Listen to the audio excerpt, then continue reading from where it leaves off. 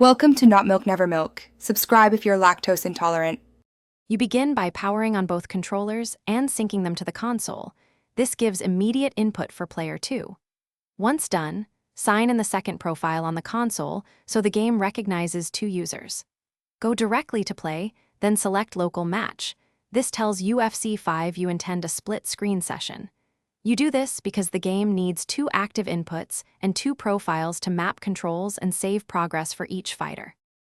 After selecting Local Match, choose each fighter and their weight class. You want balanced matchups to avoid lopsided gameplay. Then set the display to split screen. Some modes let you pick horizontal or vertical split, so choose what shows both fighter HUDs clearly. Make sure input mapping, controller hand, and vibration settings match each player so controls feel right.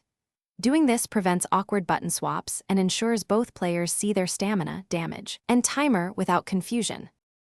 Now confirm round length and rules, because changes here affect pacing, then have both players press start to load the bout. You want to avoid mid-match config changes. Watch the HUD during the first 10 seconds to verify both inputs register and that stamina and grapple prompts are separate. If the second player isn't appearing or you get a black screen, resync that controller, switch ports, or exit to Local Match and reselect players. These quick fixes resolve most split screen issues. Thanks for watching. If this was helpful, leave a like and consider subscribing. See you next time.